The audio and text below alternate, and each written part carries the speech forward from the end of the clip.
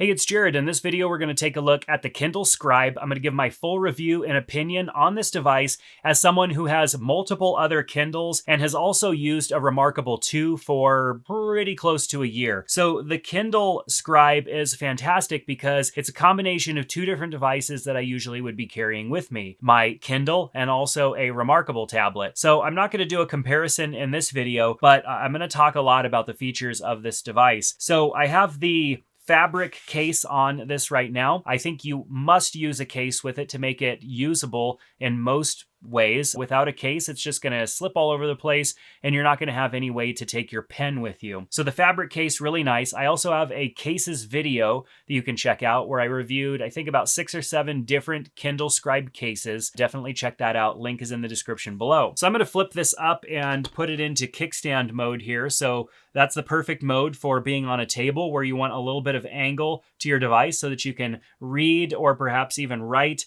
on the display. On the home screen here, something that's a little bit different than a traditional Kindle is the fact that we have recent items that also include our notebooks. And so while I have audiobooks and regular books here as well, I also have recent notebooks that I got into, and I can quickly go into one of those by tapping. One of the things that I would want to do is get my pen. So I'm going to pull the pen out from the bottom here, slides right in, and we'll get into the notes. Now, we're not going to take a look at this quite yet, but what I do like about this is just how simple it is to get in and out of these different features. Now, navigating and everything is very much the same as a traditional Kindle. Down at the bottom, we have the library. We also have your notebooks, and then we have a more section here, which has a couple of features like Goodreads and a web browser, which I found is not very functional. The web browser is very useless, in my opinion. Maybe good enough to get you over to the Kindle store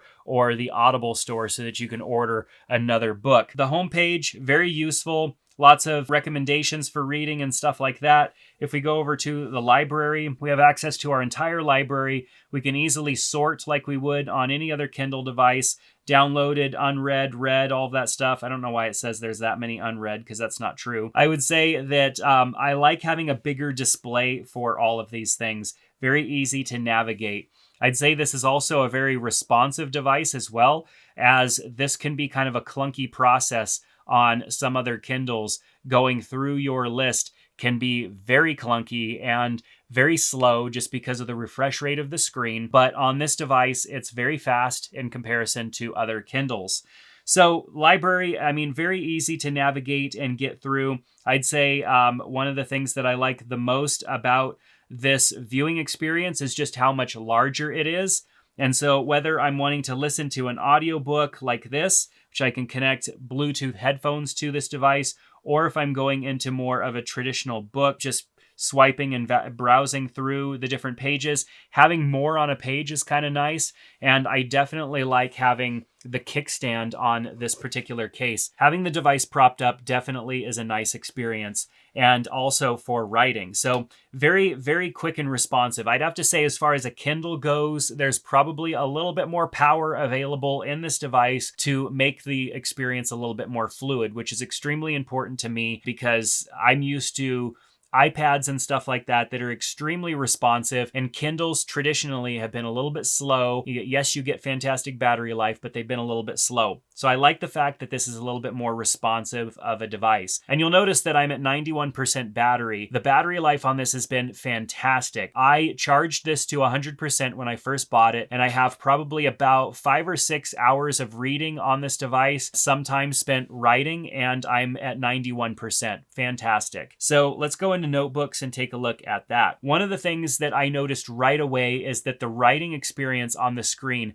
feels so good. I handed this to my wife, who has not used any of my other tablet writing experiences or devices, and she fell in love with the writing experience. You have to give it a try if you're able to find one of these in the wild. So the feeling of writing with the pressure sensitivity on the tip of the pen feels very much like you're writing with a felt tip pen. So in this instance, where that does look like a felt tip pen, it feels like a felt tip pen as well. Like a felt tip pen would push in a little bit if I applied a little too much pressure. It would lay down a larger line of ink. And so I'd have to say, like, the experience is absolutely fantastic. Now, if I go to a more thin line, it doesn't change the experience, so it still feels the same.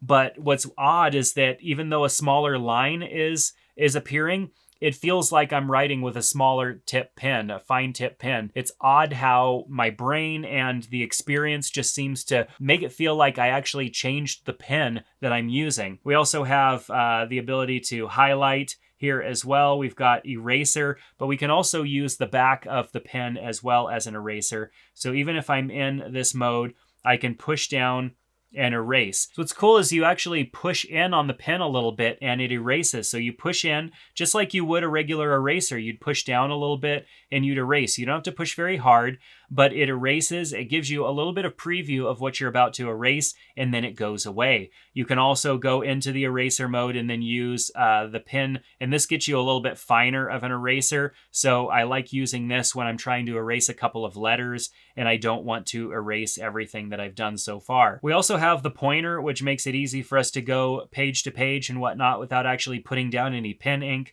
because obviously if we were trying to do that with the other tool, we would be drawing. So it's nice to have that option so that I can continue to navigate pages while utilizing the pen. So I love this template with the checkboxes and makes it very easy for me to make to-do lists. We have undo and redo down here as well. And then we can also move this over to the right-hand side and I can minimize it all together. So I love the fact that there are so many different presets in here for notebooks as well.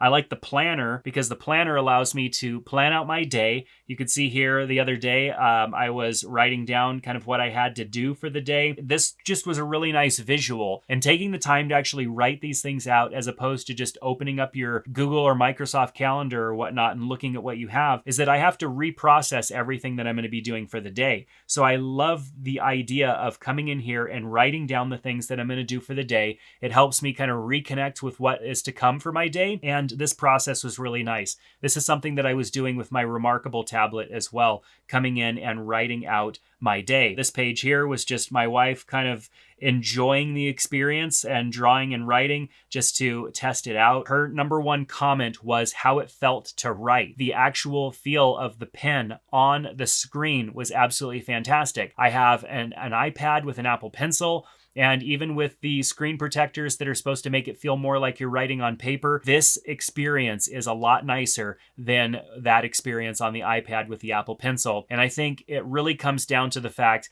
that this pen here has a tip on it, a little nib, I think is what they're called.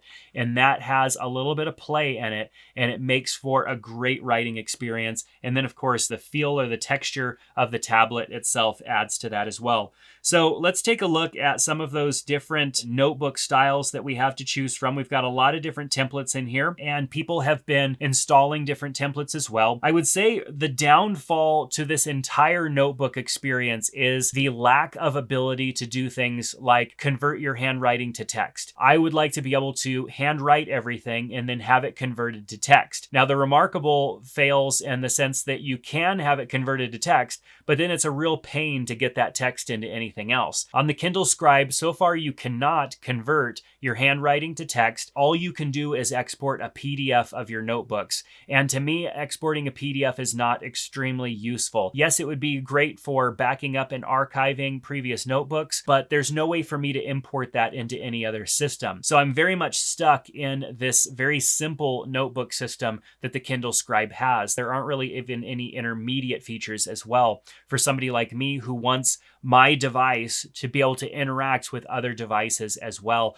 and the content that I'm putting into that device. That's very much an Amazon mindset. Obviously, when we buy Kindle books, when we buy Audible books and stuff like that, we're very much stuck in that ecosystem. But I think with something like this, where we're creating our own content within this device, it would be great to be able to do more than just export as a PDF. That PDF is not high enough resolution to do something like import those PDF pages into some other sort of document splitter or some sort of application that allows me me to pull those apart or allows me to edit them in some other way, they're not the highest resolution. So I think there's a lot of room for Amazon to update this device with some software updates that would add some functionality. I hope to see things like that coming forward. So overall, I really do like this device. It's not cheap, it's kind of expensive, but it definitely is a lot of value in price comparison to some of the alternatives that are out there. Like I said, I have the Remarkable 2 and I absolutely love that device, but it's very expensive if you outfit it completely. And a device like this has the added benefit of being able to use your Kindle books